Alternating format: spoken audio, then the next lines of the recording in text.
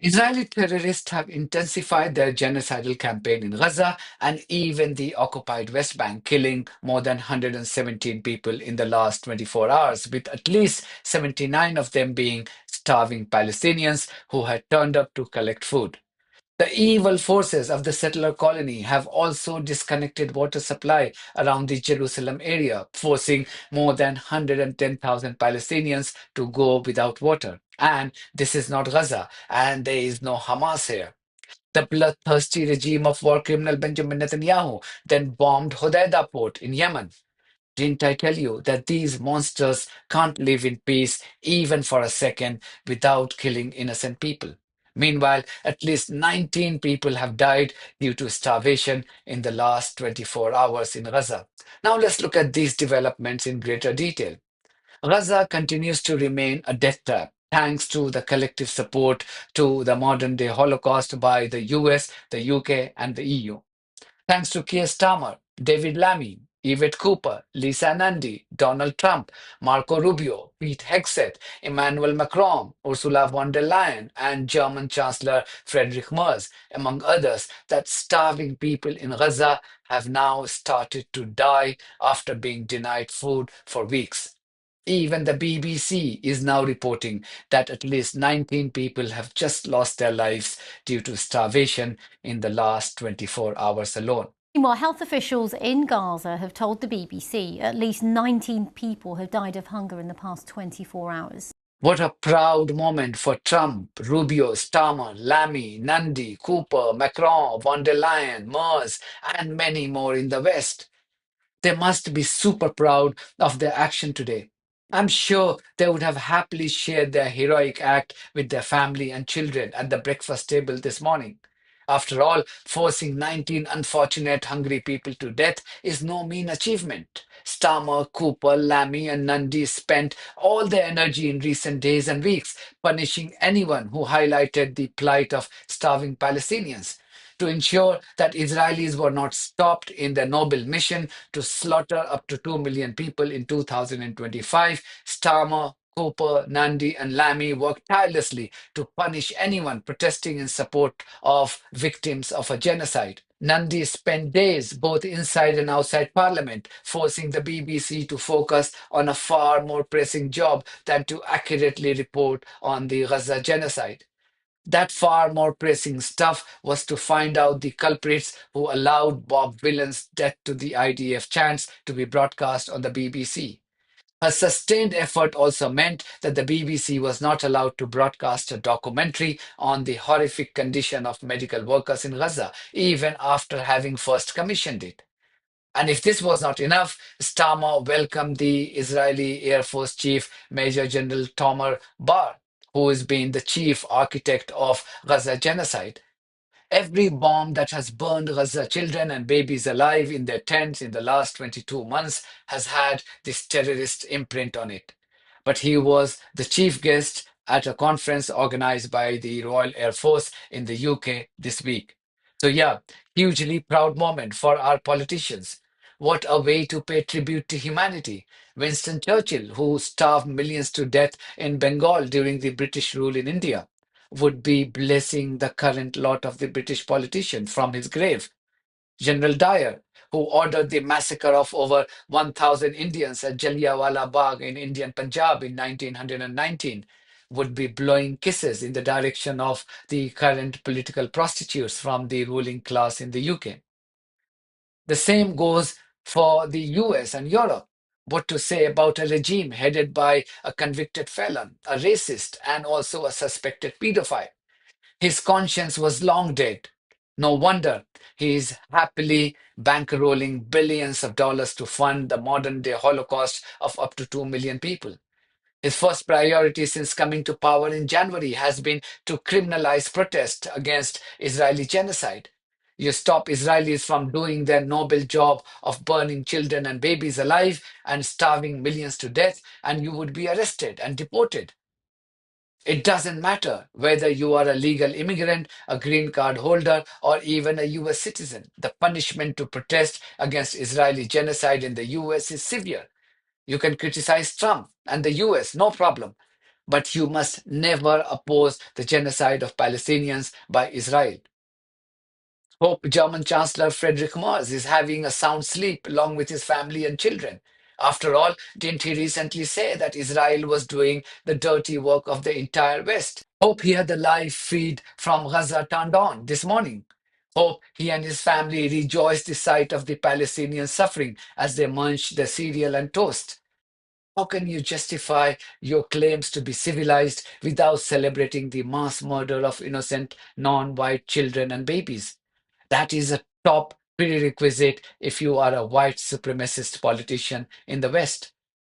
But people from Norwegian Refugee Council want the West to stop this carnage. These aid agencies have clearly lost the plot. Don't they have anything better to do? When will they learn from these politicians from the West? There's not much left to consume in Gaza. If you walk across markets for hours, you probably go back home with, most likely empty-handed because there's not much available. And if there is anything available, it's probably going to be $50 or $100 per item. My colleagues are speaking of people going without any kind of meal for days. People dropping dead literally now on the street in Gaza. We have seen that happen. We have seen people dropping, fainting, people being reduced to skin and bones, particularly children. It's very dangerous what's happening. People are now on the brink. They are past that point, actually, and that is because they are being starved. They are being starved to their very death. And the alternative is a very dangerous trip to get hold of that bag of flour where all the shootings and all the tank fire is. So yes, overall, it's it's death by starvation or death by gunfire. And I want to ask you this because my colleague was just talking about the Israeli shelling in Deir al-Balah. She was saying that a number of humanitarian organisations had moved some of their operations to Deir al-Balah because she said it had been more untouched by the conflict than other parts of the territory. How does that relate to you and the work of the Norwegian Refugee Council? Yeah, the Norwegian Refugee Council is one of those affected.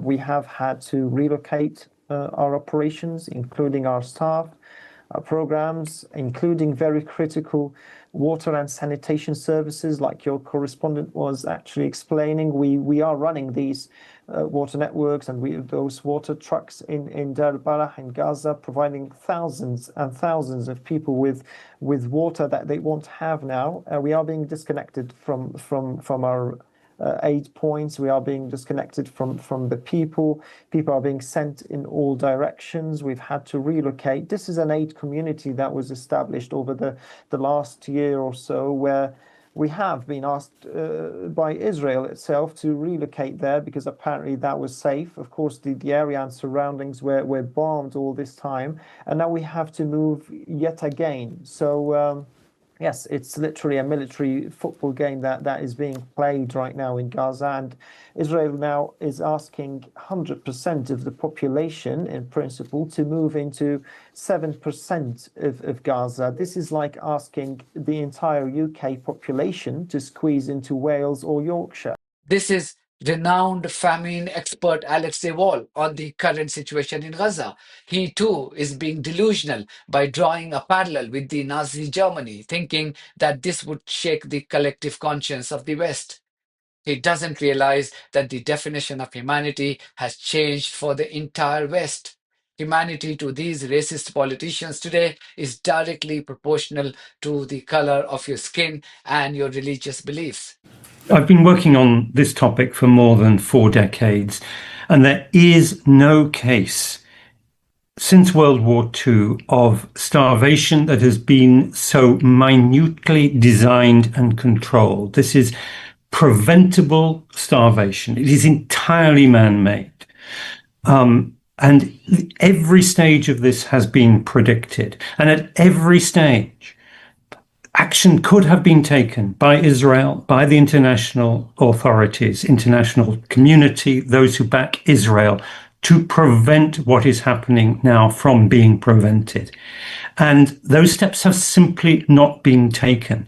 And in the last couple of months, what we saw was a total siege of Gaza, followed by a partial lifting. But the partial lifting was not to bring in the kind of humanitarian program that we have been familiar with as humanitarians over the decades. It was to bring in a type of ration program that is simply an arm of the Israeli military. So, dear Palestinian children and babies, please accept my apology.